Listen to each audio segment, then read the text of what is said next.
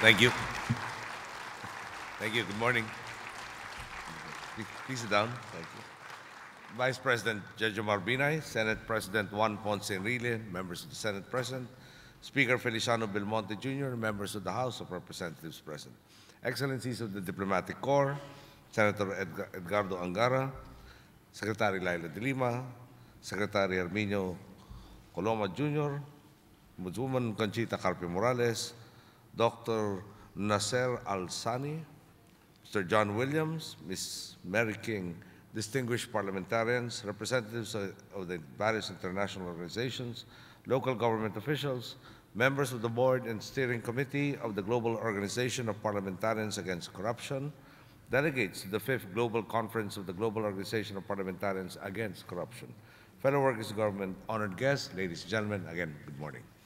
Around the world, the dominant atmosphere seems to be one of uncertainty. Economies are contracting left and right. Businesses have become more wary of risks. And people have gone to the streets clamoring for inclusiveness. The message of our times is clear. The gap between rich and poor, between the powerful and the powerless, has become too huge. Too many people are being left behind. And it has also become clear that inequity is born of corruption. The few at the top have been allowed to run roughshod over the many and have gamed the system to benefit themselves, while the rest wallow in poverty. The greatest challenge for any modern society then is how to stem the corruption that has feasted on the very moral fabric of our society and institutions. This is why we are here today. As people in government, we know that corruption cannot be eliminated by sending a few erring officials to jail, or by exposing a single faulty contract, or by removing from office a single oppressive tyrant. For example, the Filipino people have no doubt taken huge strides towards establishing a culture of fairness and accountability, when no less than a former president was charged with plunder, among other things. Our own Chief Justice of the Supreme Court was impeached and stripped of his position when he was found to have lied about more than 98% of his cash assets. But while these cases have undeniable impact on our cultural milieu, without structural reform, another corrupt president might one day take the reins of power, another Chief Justice might one day again betray the public trust. The problem of corruption must thus be approached strategically, always with the long term in mind. Reforms cannot be mere blips in the radar. They must usher in an enduring mainstream of good, honest governance. Only through legislation can the bedrock of inclusiveness and positive, meaningful change be set. As parliamentarians, this is your task, and perhaps you will be interested in the policies that have gotten us to where we are now, and which can also form the basis of change in your respective home countries. While policy formulation can at times be a complex matter, the overarching idea behind our efforts is simple: to put the people front and center in any agenda and to go back to the basics of public service. In short, to do the right thing. This, for example, has led to the success of our Department of Public Works and Highways. If I may give one instance, recently the department worked on a major infrastructure project in the heart of Metro Manila. Initially, we were informed that this project would cost 694 million pesos. But just by following the right bidding procedures and after thorough negotiations, we were able to get the project done for 430 million pesos.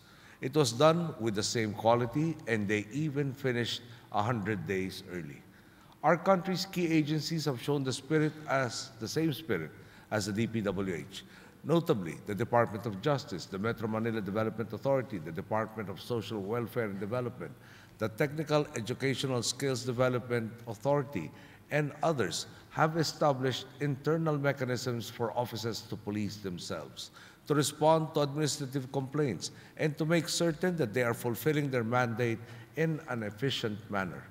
Our Department of Budget and Management has also been taking extra care of taxpayers' money. For the past 2 years, they have been using the zero-based budgeting system, a system that makes certain that we get more bang for our buck, rather than rehashing and funding the same old projects regardless of whether they work or not. to ensure that the money our agencies spend on their projects will yield the best equivalent benefit for our countrymen. In terms of transparency, our administration has also been conducting groundbreaking work. The department, or the budget department, has ordered the disclosure of budget information on the websites of all national departments and agencies. Our Interior and Local Government Department has also adopted a full disclosure policy, requiring all local government units to disclose their financial activities. The Department of Budget Management and the Department of Finance have likewise launched websites called Budget ng Bayan and Pera ng Bayan, respectively. These translate to the people's budget and the people's money. These websites allow our citizens to access information about how the government is spending their money and to report corrupt officials from the DOF and its attached agencies. We are all fully aware that in the coming years, we will continue to grind it out with elements in our respective societies who simply want to profit from the hard work of others, who want to establish or maintain an undeserved upper hand over the common citizen.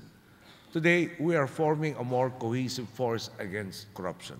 And the more we share our ideas, the more we listen to one another, the sooner we will achieve our goal of eliminating corruption and reforming the system for the benefit of our peoples.